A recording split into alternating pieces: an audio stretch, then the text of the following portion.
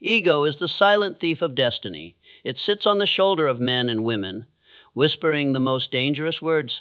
I already know enough. I don't need guidance. I don't need correction. I don't need to change. And that single thought has kept more people in poverty than all the wars and disasters of history combined. The truth is this: ignorance is not the enemy. Every great achiever began in ignorance. But ignorance can be cured through learning, listening, and humble action. Ego, however, is incurable unless you consciously destroy it. Because ego is the mask that convinces you you're already wise, while your pockets remain empty, your dreams remain unfulfilled, and your potential lies wasted. Why do 97% of people stay poor? Because they mistake pride for strength. They believe that asking for help makes them weak. They believe that admitting they don't know something makes them small. They believe that following advice means losing independence. And so they remain in the prison of their own arrogance, holding the key in their hand but never using it. Look at the 3% who succeed. What do they do differently? They are humble before wisdom. They do not bow before men, but they bow before truth. They seek mentors. They read books as if their life depends on it. They invest in knowledge more than they invest in pleasures. And when they receive advice, they act upon it instead of debating it endlessly. The ego-driven poor man says, I don't need to learn sales. I don't need to learn money management. I don't need to study leadership. I already know how the world works. And yet his life is proof that he knows nothing. The wealthy man, in contrast, says, I will be a student for life. If someone knows more than me, I will listen. If I fail, I will analyze. If I succeed, I will still ask, how can I grow further?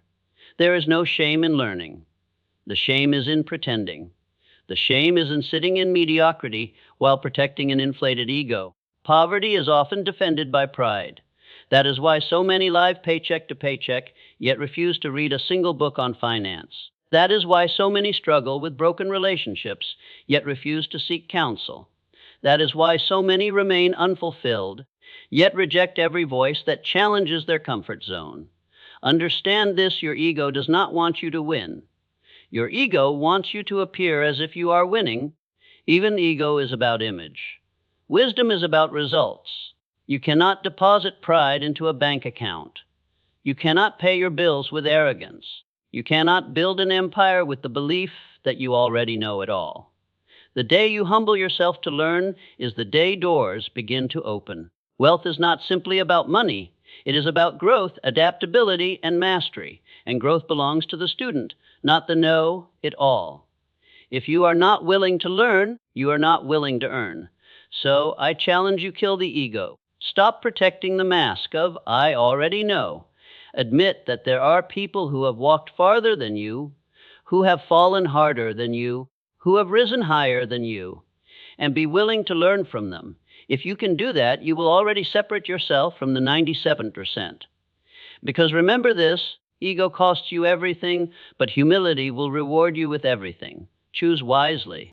Fear is the invisible chain that keeps 97% of humanity locked in mediocrity. It does not roar like a lion. It whispers like a shadow in the mind. It says, don't try, don't risk, don't step out, don't dream too big, stay where it's safe. And those who listen to that voice live their entire lives inside invisible walls, never realizing that the prison was built not by society, not by their family, not by their circumstances, but by their own fear. What is fear? It is nothing more than faith in the wrong direction. It is believing in failure before you even attempt. It is putting trust in defeat before you have even fought the battle. The wealthy, the successful, the leaders of history, they felt fear just like anyone else. But here lies the difference. The 97% bow to fear, while the 3% act in spite of it. Think about the choices most people make. They stay in jobs they hate because they are afraid of losing security. They refuse to start businesses because they are afraid of failure. They avoid public speaking because they fear humiliation. They shrink from opportunities because they fear criticism. And while they protect themselves from pain, they also protect themselves from progress. Safety is the most expensive luxury because it silently drains the wealth of your potential. Fear is cunning. It disguises itself as logic, as caution, as realism. It tells you, be careful, don't take that step. What if you lose? But here is the ultimate truth. Life itself is a risk. To be born is to risk dying. To love is to risk heartbreak. To dream is to risk failure.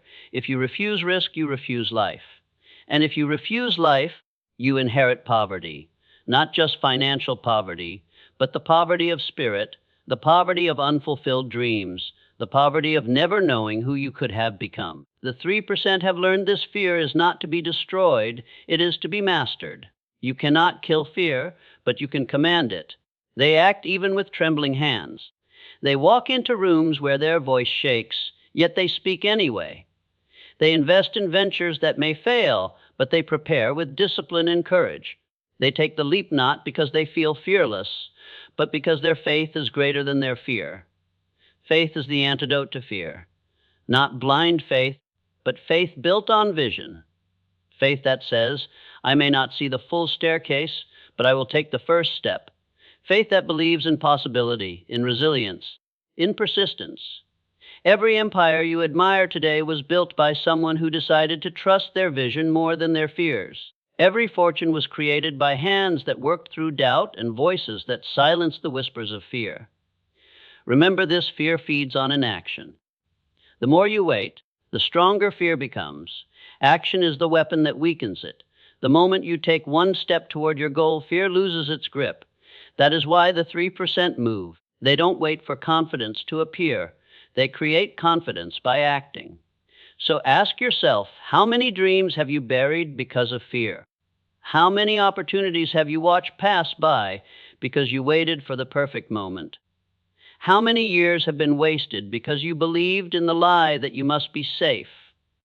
The poor live in fear of losing the little they have, and so they never gain the much they could possess.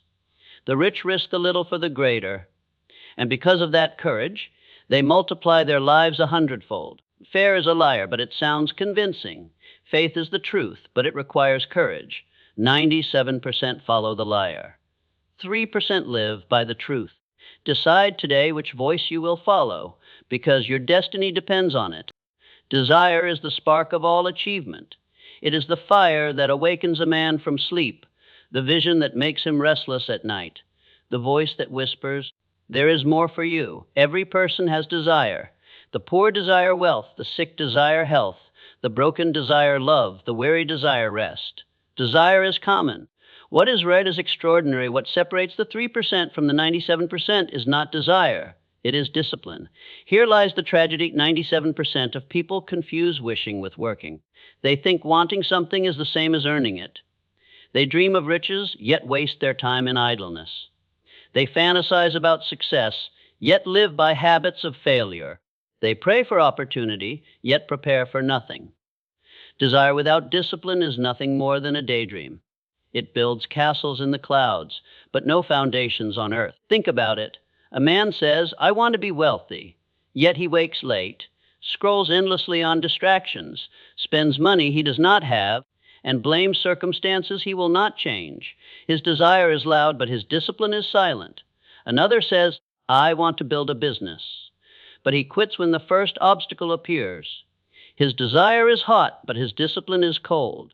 And so they remain among the 97%, rich in wishes, bankrupt in results. Now look at the 3%. Their desires are not louder, but their discipline is stronger. They rise early when others sleep. They read when others waste time. They invest when others consume. They sacrifice pleasures for progress, comfort for commitment, leisure for legacy. Their discipline transforms desire into destiny. Understand, this desire is the seed, but discipline is the soil, the water, the sunlight. Without discipline, desire withers. With discipline, even the smallest seed grows into a tree that bears fruit for generations. Success is never an accident. It is the compounded result of disciplined habits repeated daily, even when no one is watching, even when the heart resists, even when the body craves comfort. The difference between poverty and prosperity is not the size of desire. It is the consistency of discipline. The poor desire quick results. They want wealth without work, success without sacrifice, reward without responsibility. The rich practice patience. They labor in silence, knowing that discipline compounds. They understand that one disciplined day may not change much, but 1,000 disciplined days will change everything. Discipline is not glamorous. It is often dull. It means saying no to temptations, no to excuses, no to laziness. It means doing what must be done, not what you feel like doing. That is why most people avoid it. They seek comfort, not commitment. They chase entertainment, not excellence. And in chasing ease, they embrace poverty. Hear this truth: desire can inspire you, but only discipline will transform you. Desire can give you a vision, but only discipline can give you victory. Desire creates the dream, but discipline creates the reality. Without discipline, you will live as a prisoner to your emotions, your whims, and your excuses. With discipline, you will live as a master of your fate. So I ask you, will you live among the 97%, wishing and waiting, hoping and hiding, desiring but never doing? Or will you step into the 3%, where discipline is the law, where every action counts, where every day is an investment in greatness? Remember this: your future is hidden in your daily discipline. Desire may light the fire, but discipline keeps it burning until it becomes an unquenchable flame of success. Success is not promised to the fastest, the strongest, or even the most talented. Success belongs to the one who refuses to quit. Yet this is where 97% of people lose the battle. They quit too soon. They surrender at the edge of breakthrough. They give up just before the finish line. Think of how many dreams have died not because they were impossible, but because someone stopped trying. A man works hard for months, then one setback convinces him to walk away. A woman builds her vision for years, then one rejection breaks her spirit. They quit, not realizing that success was waiting just a little further, around the next corner, beyond the next test. Poverty is not always the result of laziness. Often, it is the result of surrender. Quitting is seductive. It offers instant relief. When you quit, the pressure ends, the struggle ends, the criticism stops, the pain fades. But along with that relief, your dream dies. Quitting may ease your today, but it destroys your tomorrow. That is why the 97% remain poor in wealth, poor in spirit, poor in fulfillment. They trade permanent victory for temporary comfort. The 3% live by a different law. They do not stop until the work is finished. They may stumble, but they rise again. They may fall short, but they try once more. They treat obstacles not as dead ends, but as detours. They see failure not as defeat, but as education. Every setback becomes a stepping stone, every delay a lesson, every hardship a sharpening tool. While the 97% collapse under difficulty, the 3% grow stronger through it. History proves this truth. Every great achievement, every fortune, every invention was born through persistence. The light bulb was not invented on the first attempt. It took thousands of failures. Empires were not built in a day. They were forged through years of relentless effort. Success bows only to the one who outlasts failure. The tragedy is this: most people are inches from victory when they stop digging. They abandon the well just before water flows. They leave the battlefield just before the enemy retreats. They walk away from the race just before the finish line. They do not realize that persistence is not about distance. It is about duration. It is about holding on long enough for the tide to turn. Persistence is not glamorous. It is often lonely, painful, and unseen. No one applauds the nights you keep going when exhausted, the mornings you rise after rejection, the battles you fight in silence. But persistence builds strength, and strength attracts reward. The world eventually crowns the one who refuses to bow to defeat. The poor mindset says, "I tried, and it didn't work." The wealthy mindset says, "I tried, it didn't work, so I will try again, smarter, stronger, sharper." The poor mindset says, "This is too hard." The wealthy mindset says, "If it is hard, it is worth it." The poor mindset quits at the first storm. The wealthy mindset learns to sail through storms because they know the calm lies beyond. Remember, quitting is the most permanent form of failure. Temporary defeat can be turned into victory, but quitting closes the door forever. The finish line is always closer than you think. So I ask you, will you live among the 97% who surrender before they see results, or will you endure among the 3% who who persist until the dream bows to their will. Because this is the ultimate law, life will not deny the one who refuses to quit. Excuses are the bricks that build the prison of poverty. They are small, they are subtle, and they are deadly. Most people never realize they are constructing the very walls that confine them, because excuses feel reasonable, even logical. They sound like explanations, but in truth, they are chains. Why do 97% of people remain poor? It is not lack of opportunity. Opportunity has never been greater than it is today. It is not lack of intelligence. History is full of ordinary men and women who rose to extraordinary heights. The real reason is that most people spend more energy defending their failures than building their success. Instead of saying, "I will find a way," they say, "Here's why I can't." And every time they do, they tighten the bars of their own cage. Excuses are seductive because they remove responsibility. They whisper, "It's not your fault. It's the government. It's the economy. It's your family. It's your lack of education. It's your circumstances." Excuses make you feel safe because they protect your ego. If the problem is outside of you, then you don't have to change. But here is the truth: nothing changes until you do. The 97% master the art of excuses. They become fluent in reasons, skilled in justifications. They spend hours talking about what held them back, yet not a single minute acting to move forward. They comfort themselves with stories of why they cannot, instead of building habits that prove they can. The 3% live by a different law. They take full responsibility for everything. Even when it is not their fault, they assume the power to respond. They do not blame circumstances. They create circumstances. They do not wait for conditions. They create conditions. They understand that excuses are wasted energy, and energy is too valuable to be thrown away. Consider this: every excuse is a seed of poverty. When you say, "I don't have time," you plant the seed of wasted potential.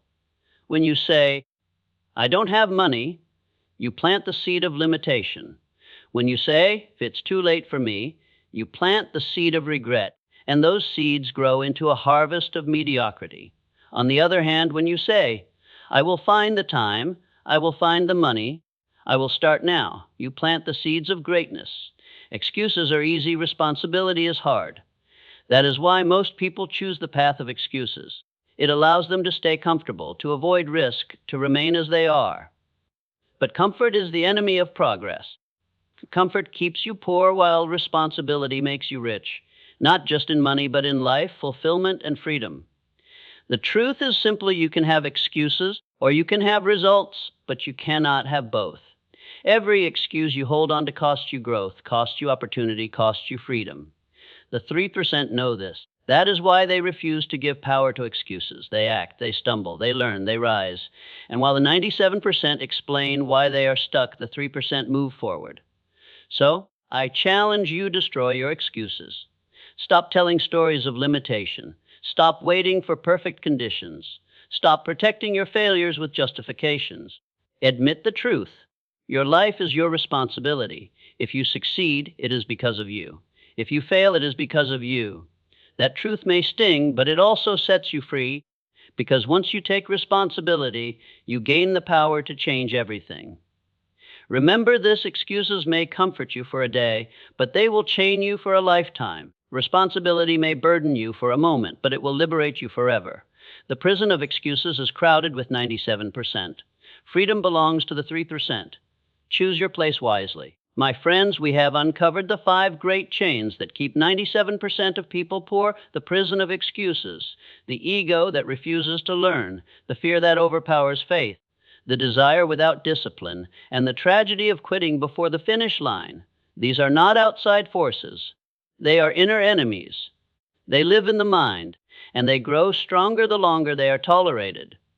But here is the great truth: if poverty is created in the mind, then wealth is also created in the mind. If failure is born from excuses, fear, ego, weakness, and surrender, then success is born from responsibility, humility, courage, discipline, and persistence. The difference between the 97% and the 3% is not fate. It is not luck. It is choice. Every day, you choose whether to strengthen excuses or build responsibility. You choose whether to protect your ego or seek wisdom. You choose whether to bow to fear or rise with faith. You choose whether to wish with desire or act with discipline. You choose whether to surrender or persist. The 97% will continue to live in chains, but you are not bound to their fate unless you choose it. You can step into the 3%. You can rise above excuses, silence the ego, master fear, discipline your desires, and persist until victory is yours. The question is not, can you? The question is, will you? Your destiny waits on the other side of your decision. Choose today. Choose greatness. Choose freedom. And remember this, success does not belong to the many. It belongs to the few who refuse to stay poor in spirit, poor in courage, and poor in persistence. Be among the few. Be among the 3%.